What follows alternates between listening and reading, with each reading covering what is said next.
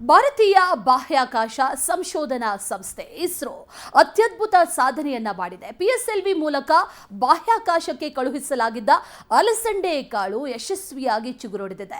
ಗಿಡದಲ್ಲಿ ಮೊದಲ ಎಲೆಗಳು ಮೂಡಿವೆ. 2024ರ ಡಿಸೆಂಬರ್ 30ರಂದು ಪಿಎಸ್ಎಲ್ವಿ C60 ಮಿಷನ್ನ ಭಾಗವಾಗಿ ಕ್ರಾಪ್ಸ್ ಪ್ರಯೋಗವನ್ನ ಇಸ್ರೋ ವಿನ್ಯಾಸ ಮಾಡಿತ್ತು. ಬಾಹ್ಯಾಕಾಶದ ವಿಭಿನ್ನ ವಾಯುಗುಣದಲ್ಲಿ ಸಸ್ಯಗಳು ಹೇಗೆ ಬೆಳೆಯುತ್ತೆ, ಹೇಗೆ ಚಿಗುರೊಡೆಯುತ್ತೆ ಹಾಗೂ ಅಲ್ಲಿನ ಪರಿಸ್ಥಿತಿಗಳಿಗೆ ಹೇಗೆ ಒಡ್ಡಿಕೊಳ್ಳುತ್ತೆ ಅನ್ನುವಂಥ ಅರಿಯುವಂಥ ಪ್ರಯತ್ನವನ್ನ ಮಾಡೋದಕ್ಕೆ ಇಸ್ರೋ ಮುಂದಾಗಿತ್ತು.